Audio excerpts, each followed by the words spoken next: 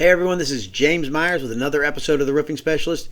We're going to talk about today is going to be what is an ACV policy, what's an RCV policy, what do they stand for, and how do you explain that to the customer or to the homeowner.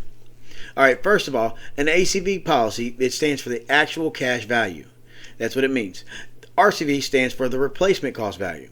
Actual cash value is the amount that they're going to pay minus the depreciation. Means they're going to take out whatever the roof is depreciated, however old it is. They're going to say the roof is it's depreciated 10 years, so we're only going to give you $6,000. And what they're going to do is they're going to hold that depreciation until after the roof's complete. It takes the ACV amount, which is that first check, plus your deductible, plus the second check to get your total RCV, the replacement cost value. That's what RCV stands for. So you've got your ACV actual cash value, which is the price of the roof before it's been depreciated or after it's been depreciated. Then you've got your deductible, and then you've got your replacement cost value, which is what the total roof is worth after you pay your deductible, and the actual cash value, and they give you depreciation back. So let me show you how this works. Okay. This is how I explain it to the homeowner every time. I write it out for them because I think it's super important that they understand it, because we're here to educate them. We're here to be the experts. So I say, now listen here, Mr. Homeowner. For simple math, actually, hang on. I say for simple math, I'm going to use $10,000, okay? Just because my math's not very good. That's going to be the RCV, okay? That's the total amount of the roof. Now, we're going to have your depreciation amount, which is, let's just say $3,000. That's going to be your depreciation. It's what you're going to get after the roof is complete. Then you're going to have your deductible. You've got to pay that. That's your out-of-pocket expense to the contractor. It's your deductible. And then we've got what's left over is your first check, which is going to be your $6,000. And that's going to be your first check or your ACV amount. So the way this works is when once we've completed the roof, because I don't take any money until we've completed the roof, you're going to get a first check in the mail once we met with the adjuster. And then once we've completed the roof, you'll pay us the $6,000, which is your first check, plus your deductible, which is your $1,000. We're just using that for easy math. And then what's going to happen is we're going to send in a certificate of completion to the insurance company. Then they're going to release that remaining $3,000, which is how we get to the total $10,000.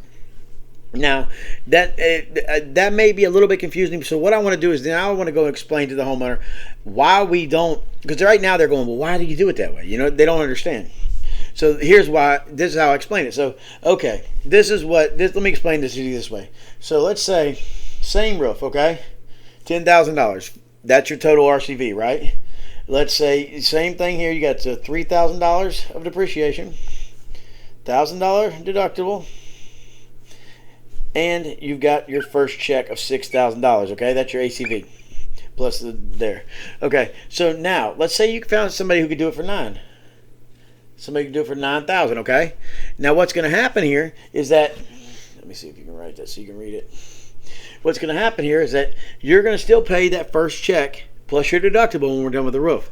Then we're going to send them a certificate of completion, which has the price on it and tells them how much we did the roof for. So what's going to happen is when they send that second check, instead of sending you $3,000, they're going to send you $2,000. And they're going to say, thank you, you just saved us money. That's why they'll ask you to get 3 estimates. That's why they do that, is they're trying to get the lowest bid. They're trying to save them money. The thing about insurance companies, they work with numbers. That's what they're a numbers game. That's what they do. So they understand that so many people won't even collect the depreciation amount. So many people don't even understand this. They'll just get the lowest bid. Then they know that they're going to find those people who are kind of like suckers for the insurance company, and they're like, oh, I don't want to take any money from them, and then they're going to play that. But they know that they're going to save money. So, but I promise you this, what's going to happen is they're not going to send you a plaque. They're not going to put your name on the wall. They're not going to take any money off for you saving them money. The only person it hurts is you. And let me tell you why. So, if you find somebody who can do it for a lower bid, there's only 3 ways you can be the lowest bid. First is inferior labor. Inferior labor means what? That I'm having to go and get some guys from Home Depot, put them in the truck, take them over, give them a couple bucks, maybe a sandwich. They did the roof. They've never done it before. They did a good job, hopefully. If you got leaks, you got leaks, but whatever. That's inferior labor.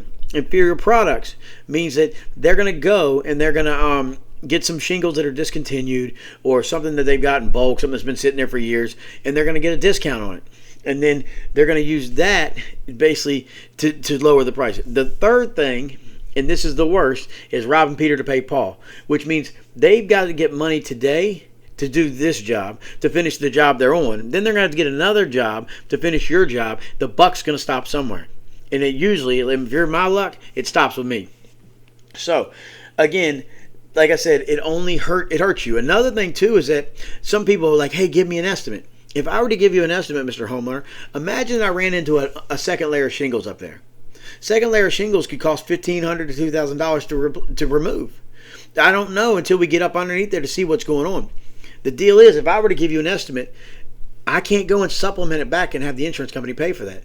Whose pockets are going to come out of it? So I'm not going to pay for it. You're going to have to pay for it. That's why we do it this way, because we can supplement it and add it in as an addendum to the claim on the back end, and they'll pay for it. But we've got to do it this way to handle it that way. So now something else a homeowner will say was, well, what if we did it for 10? Now, what if you gave me the price 9 and we said we did it for 10? That's insurance fraud. We're not going to do that. That's something insurance companies hate. And the other thing is too, is if anybody says, hey, don't worry about it, don't worry about your deductible, we're going to waive it, or we're going to add referrals, or whatever they want to say. Oh, we did it for yard signs. We'll give you $1,000 for a yard sign. That's insurance fraud. Don't play any part in that. If somebody wants to commit insurance fraud, kick them off your property. Don't let them near your kids. Because let me tell you this, if they're going to steal from the insurance company, they're going to steal from you, Mr. Homeowner. So that's why I'll explain this. And all I do is I write it down, because I feel like, for me, they understand it better. I mean, I know my handwriting's terrible, but I hope everybody understood that. But the main thing that we're doing here is we're educating the customer. We want to be the experts here. A lot of times people will get all worked up and say, hey, oh, they're trying to skate on this, they're trying to skate on. No, they're not educated. It's our job to educate them. We shouldn't be out there selling. We should be out there educating. If you're educating, you're going to sell the roof. So I hope everybody understands that. So again, let's go over this. So the total cost, if it's $10,000, that's the RCV, replacement cost value. If it's if you have an ACV policy, that's what you could have. Instead of having parentheses around it, you're going to have two little I don't know, they're like V's, I forget what they're called, but they're going to have two little lines like this on both sides, and that means you have an ACV policy. That means you don't get the depreciation back. So there are very few, about 1 in every 20 files, you may have an ACV policy. So you've got to be looking through your insurance paperwork too, because sometimes people don't get their depreciation back. And in your contingency or whatever, you should have something that says, hey, if you find out it is an ACV policy, that you guys are going to come back to it and decide what you're going to do there. But I hope everybody enjoyed this. Hope everybody learned something. I hope you have a blessed day. Make sure you subscribe to our channel, hit like, and you guys have a great one. Thanks.